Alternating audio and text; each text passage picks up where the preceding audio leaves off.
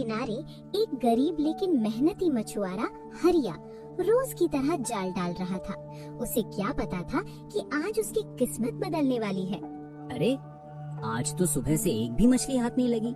हे भगवान, आज भी खाली हाथ घर गया तो क्या खाऊंगा। थोड़ी देर बाद अरे अरे ये जाल इतना भारी कैसे हो गया? लगता है आज तो बड़ी मछली फंसी है। अरे वाह, ये क्या, इतनी चमक।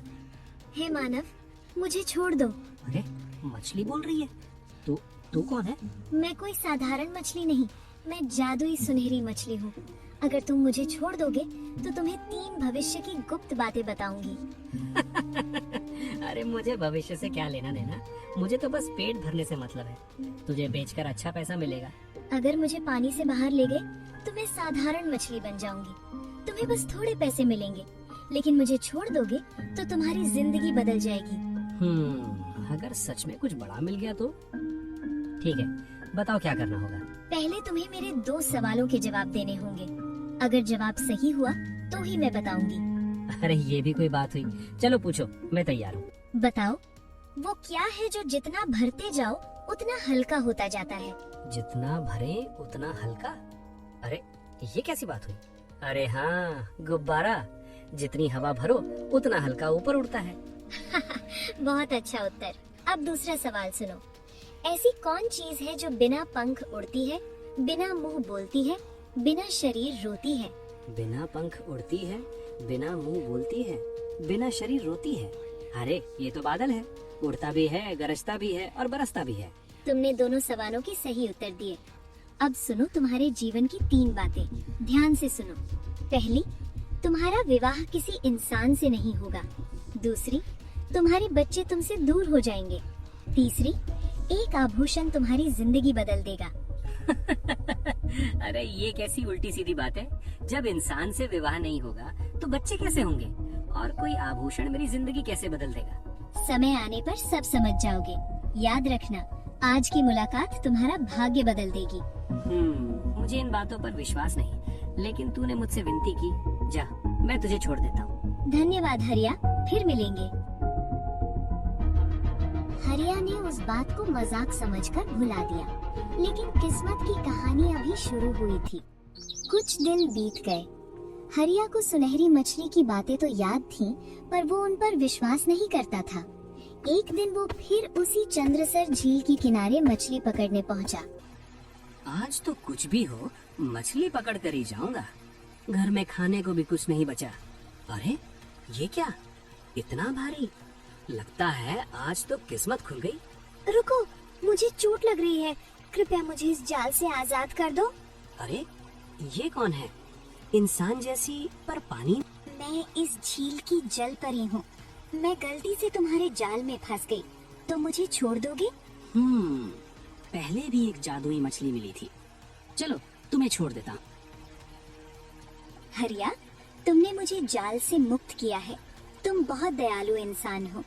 कल इसी समय आना, मैं तुम्हें बहुत सारी मछलियाँ दूंगी। सच? अब मुझे भूखा नहीं रहना पड़ेगा, मैं कल जरूर आऊंगा। हरिया घर तो लौट आया, पर उसके मन में मछलियों से ज्यादा जलपरी की छवि बस गई थी। न जाने क्यों उसकी आंखें, उसकी आवाज बार बार याद आ रही है। मुझे क्या हो रहा? जलपरी, मैं आ गया हूँ, बाहर आओ। तुम आ गए हरिया, बताओ क्या चाहते हो? तुमने कहा था ना, तुम मुझे बहुत सारी मछलियाँ दोगी। अब मुझे मछलियाँ।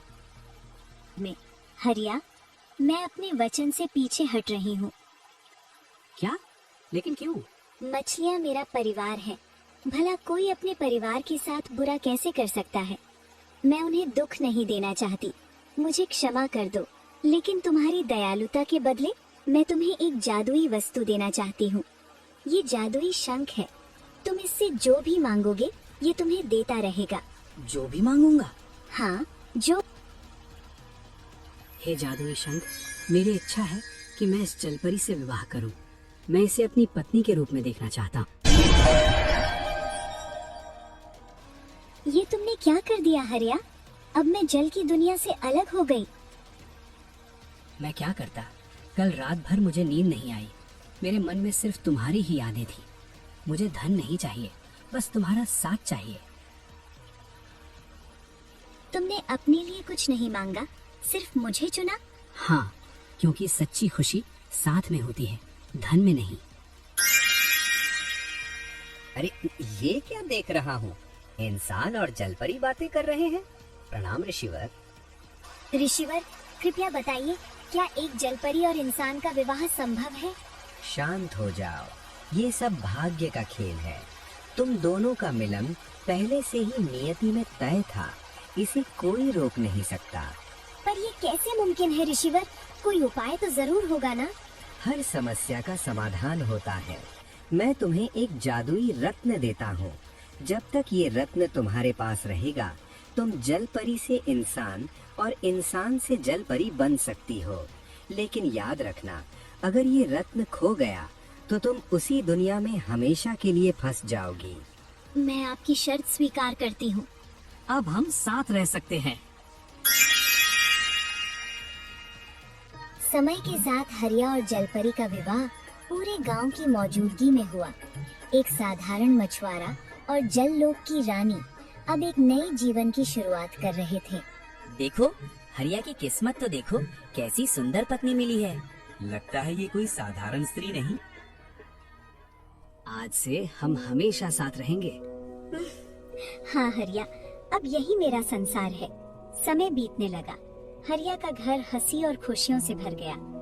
कुछ वर्षों बाद उनके घर 2 पुत्रों का जन्म हुआ, आरव और विवान। मेरे बेटों, तुम मेरे जीवन की सबसे बड़ी खुशी हो।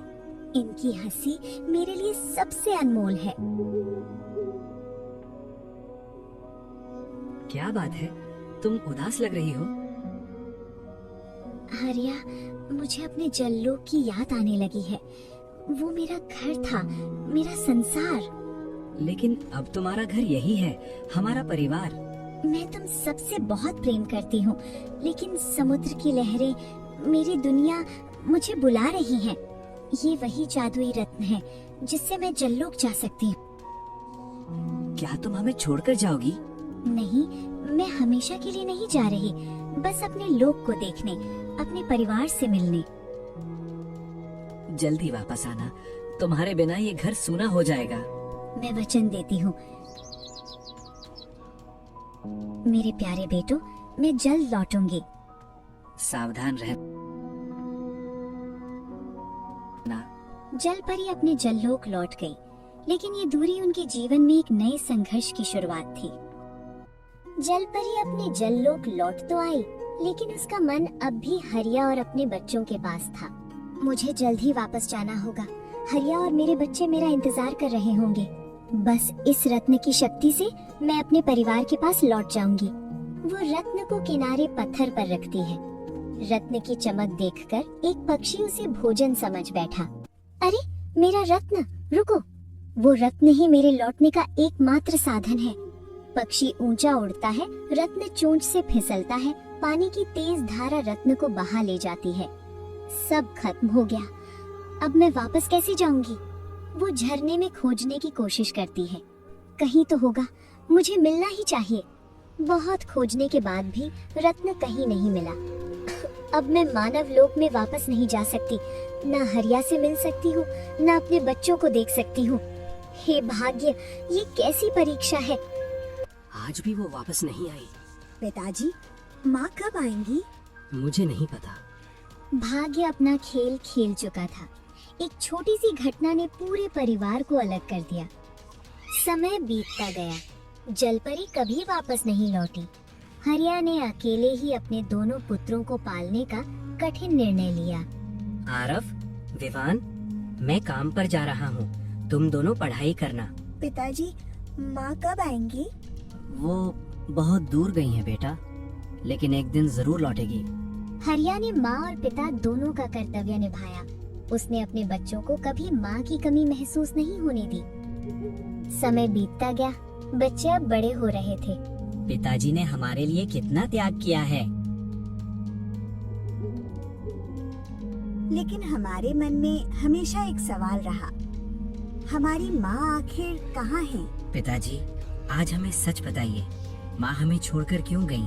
तुम्हारी माँ साधारण स्त्री नहीं थी, वो जललोक की जलपरी थी। जलपरी? तो वो अब कहाँ है? वो अपने लोग गई थी, लेकिन वो वापस नहीं आ सकी। तो क्या वो आज भी हमारी प्रतीक्षा कर रही होगी? हाँ शायद। भैया, हमें माँ को ढूंढना चाहिए। हाँ, हम उन्हें वापस लेकर आएंगे। पिताजी, हमें अनुमति दीजिए, हम माँ को खोजने जाएंगे। ये मार्ग आसान नहीं है। समुद्र, जंगल, अनजाने खतरे, आपने हमें साहस सिखाया है। अब हमें अपना कर्तव्य निभाने दीजिए। जाओ, लेकिन सावधान रहना और अपनी माँ को जरूर वापस लाना। माँ के प्रेम ने उन्हें यात्रा पर निकलने की शक्ति दी। उनकी ये खोज आगे चलकर उनके जीवन की सबसे बड़ी परीक्षा बनने वाली थी। हे ईश्वर, मेरे बच्चों की रक्षा करना। आरव और विवान जंगल में चलते गए और एक झील के पास जाकर पहुंच गए। यही वो झील है जिसके बारे में पिताजी ने बताया था। यहीं से हमारी माँ की कहानी शुरू हुई थी और शायद यहीं से हमारी खोज भी पूरी होगी। भैया, न जाने क्यों इस जगह पर आते ही मन बेचैन हो रहा है। ऐसा लगता है जैसे कोई हमें देख रहा हो, जैसे इस जल में कोई रहस्य छुपा है। हो सकता है ये वही स्थान है जहाँ भाग्य ने हमारे माता पिता को मिलाया था। आज शायद वही भाग्य हमें भी सच के करीब ले जाएगा। हे जल की देवी, यदि कोई इस जल में निवास करता है तो कृपया हमारे सामने प्रकट होइए। हम किसी को हानि पहुंचाने नहीं आए हैं। हम केवल अपनी माँ की खोज में भटकते हुए यहाँ पहुँचे हैं। कौन हो तुम दोनों और इस पवित्र जल को क्यों पुकार रहे हो? भैया देखो, ये तो सच में जल कन्या है। हे देवी, हम दूर से आए यात्री हैं। हम अपनी माँ की खोज कर रहे हैं जो वर्षों पहले हमसे बिछड़ गई। हमारी माँ जल लोक की रहने वाली थी। वो एक दिन अपने लोक लौट गई, लेकिन फिर कभी वापस नहीं आई। हमारे पिताजी कहते हैं उनका जादुई रत्न खो गया था। तब से हम उन्हें खोज रहे हैं। ये मेरे ही पुत्र हैं। समय ने इन्हें कितना बड़ा कर दिया। जल कन्या की आंखें नम हो जाती हैं। वो भावनाओं को रोकती है। यदि तुम्हारी खोज सच्ची है तो तुम्हें कठिन परीक्षाओं से गुजरना होगा। सिर्फ प्रेम ही नहीं, धैर्य और साहस भी चाहिए। हम हर परीक्षा देने को तैयार हैं। बस हमें मार्ग दिखाइए। हमने बचपन से माँ के बिना जीवन जिया है। अब बिना सच जाने वापस नहीं जाएंगे। तुम दोनों के शब्दों में सच्चाई है, लेकिन इस रहस्य का उत्तर मेरे पास नहीं है। तो फिर हम क्या करें? हम किससे सहायता मांगे? एक महान ऋषि हैं, जिनका ज्ञान तीनों लोकों में प्रसिद्ध है। वे तुम्हें तुम्हारी खोज का मार्ग दिखा सकते हैं। कौन है वे? हम उनसे कहाँ मिल सकते हैं? ऋषि वशिष्ठ। वे पर्वतों के बीच अपने आश्रम में तपस्या करते हैं। उनकी दृष्टि भूत, वर्तमान और भविष्य सब देख सकती है। क्या वे हमें हमारी माँ तक पहुँचने में सहायता करेंगे? यदि तुम्हारा हृदय शुद्ध है तो अवश्य। तुम दोनों में अद्भुत साहस है। अपने पिता की सेवा करना और सत्य के मार्ग पर चलना। आप हमें ऐसे क्यों देख रही हैं? जैसे आप हमें पहले से जानती हो। जल सबको पहचानता है और मैं जल की संरक्षक हूँ। देवी, आपने हमारी सहायता की। हम आपका आभार व्यक्त करते हैं। जाओ, ऋषि वशिष्ठ के पास जाओ। तुम्हारी यात्रा तुम्हें सत्य के और करीब ले जाएगी। हम लौटकर आपको अपनी सफलता का समाचार देंगे। और यदि हमारी माँ मिली तो सबसे पहले आपको धन्यवाद कहेंगे। दोनों चले जाते हैं। जल कन्या उन्हें जाते देखती है। आंखों से आंसू गिरते हैं। मेरे बच्चों, मैं तुम्हें पहचानती हूँ, पर अभी सत्य बताने का समय नहीं आया। भाग्य स्वयं तुम्हें सच तक ले जाएगा। माँ और पुत्र आमने सामने थे, फिर भी अनजान। भाग्य ने उनके मिलन को अभी टाल दिया था। भैया, हम कई दिनों से यात्रा कर रहे हैं। न जाने ऋषि वशिष्ठ का आश्रम अभी कितना दूर है, लेकिन मेरे मन में एक अजीब सा विश्वास है, जैसे हमारी मंजिल अब पास है। विवान, जब उद्देश्य सच्चा हो तो रास्ते की कठिनाइयाँ मायने नहीं रखती। हम अपनी माँ की खोज में निकले हैं और जब तक सत्य नहीं मिल जाता हम रुकेंगे नहीं। भैया देखो, वो सामने आश्रम दिखाई दे रहा है। शायद यही ऋषि वशिष्ठ का निवास है। हे महान ऋषि वशिष्ठ, हम आपकी शरण में आए हैं। कृपया हमारी सहायता करें। मुझे ज्ञात है तुम दोनों किस उद्देश्य से यहाँ आए हो। तुम अपने अतीत का सत्य जानना चाहते हो।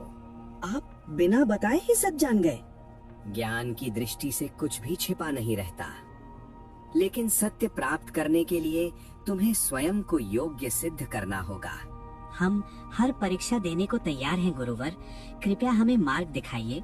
मनुष्य का सबसे बड़ा शत्रु क्या है? मुझे लगता है मनुष्य का सबसे बड़ा शत्रु उसका अहंकार है। अहंकार ही उसे सत्य से दूर कर देता है। उत्तम उत्तर। अब दूसरा प्रश्न, मनुष्य की सबसे बड़ी शक्ति क्या है? प्रेम, क्योंकि प्रेम ही वो शक्ति है जो हर कठिनाई को जीत सकती है। तुम दोनों के हृदय शुद्ध है, तुम सत्य जानने के योग्य हो। तुम्हारी माँ जल लोक की निवासी है। वो तुमसे दूर इसलिए हुई क्योंकि उसका जादुई रत्न खो गया था। वही रत्न उसे मानव लोक में वापस आने की शक्ति देता था। तो क्या हम उनसे फिर मिल सकते हैं? हाँ, लेकिन उसके लिए तुम्हें खोया हुआ रत्न ढूंढना होगा। वो रत्न कहाँ मिलेगा गुरुवर?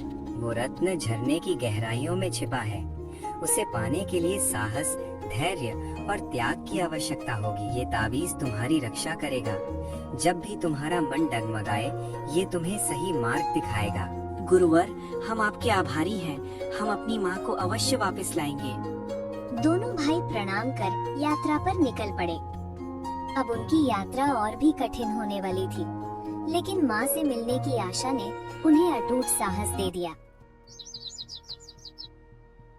आरव और विवन उसी झरने पर जा पहुँचे जो उन्हें वृषि ने बताया था। भैया, यही वो जादुई झरना है जिसके बारे में ऋषि वशिष्ठ ने बताया था।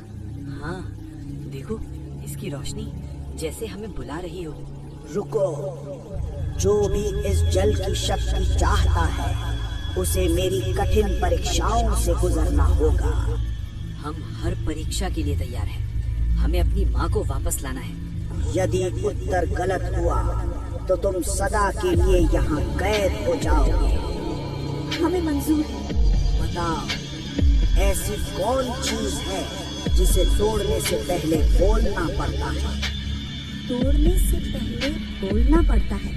पत्थर नहीं, कांच नहीं। मुझे समझ आया। क्या? उत्तर है वादा। वादा करने के बाद ही उसे तोड़ा जाता है। सही उत्तर। तुम्हारी बुद्धि प्रशंसनीय है। अब दूसरी पहेली, ऐसा क्या है जो तुम्हारा है लेकिन दूसरे लोग तुमसे ज्यादा इस्तेमाल करते हैं? जो हमारा है पर दूसरे ज्यादा इस्तेमाल करते हैं। हमारा घर, हमारा धन। नहीं, मुझे उत्तर मिल गया। बताओ। उत्तर है हमारा नाम। हमसे ज्यादा लोग हमारा नाम लेते हैं। तुम दोनों ने बुद्धि, धैर्य और साहस की परीक्षा पार की है। मैं प्रसन्न हूँ। ये दिव्य मणि लो, ये तुम्हें सत्य तक पहुँचाने में सहायता करेगी। वर्षों की खोज और कठिन परीक्षाओं के बाद आरव और विवान आखिरकार वो जादुई रत्न लेकर उसी झील के पास पहुँचे जहाँ से उनकी कहानी शुरू हुई थी। भैया, यही वो जगह है। बाबा ने कहा था रतन को जल में अर्पित करने से सच सामने आ जाएगा। आज हमें अपनी माँ के बारे में सब सच जानना ही होगा। आरव धीरे से रत्न झील में डालता है। पानी में तेज रोशनी फैलती है। जल की गहराइयों से एक दिव्य रूप प्रकट हुआ, वही रहस्यमयी जल परी। ताबीज चमकने लगता है। इस चमक का क्या मतलब हो सकता है? दिल कहता है यही हमारी माँ है। मेरे बच्चों, अब मैं तुमसे सच नहीं छुपा सकती। तो आप ही हमारी माँ हो? हाँ बेटा, बरसों पहले मैं मानव लोक में तुम्हारे पिता हरिया के साथ रहती थी, लेकिन जादुई रत्न खो जाने से मैं जल लोक में फंस गई। मैं चाहकर भी वापस नहीं आ सकी। हर पल तुम सब की याद मुझे सताती रही। तुम्हें मेरे पास लाने के लिए दिया गया था। मैं ही तुम्हारी माँ हूँ। परिस्थितियों ने मुझे तुमसे दूर कर दिया था। माँ, हमने आपको हर जगह ढूंढा। हमें हमेशा लगता था कि आप कहीं न कहीं हमारा इंतजार कर रही हैं। आरव, विवान, अपने बच्चों की खोज में भटकते हुए हरिया भी उसी झील तक पहुंच गया था। ये कैसे संभव है? क्या सच में तुम? हाँ हरिया, मैं वापस आ गई हूँ। मैंने तुम्हें कभी नहीं भुलाया। हर दिन तुम्हारा इंतजार किया। बच्चों को भी तुम्हारी कहानियाँ सुनाकर बड़ा किया। आज हमारा परिवार फिर से पूरा हो गया। अब हमें कोई अलग नहीं कर सकता। सच्चा प्रेम और विश्वास कभी हारता नहीं। समय चाहे जितनी परीक्षा ले, परिवार का बंधन अटूट रहता है। आज से हम सब साथ रहेंगे, चाहे जललोक हो या मानवलोक। वर्षों का इंतजार समाप्त हुआ।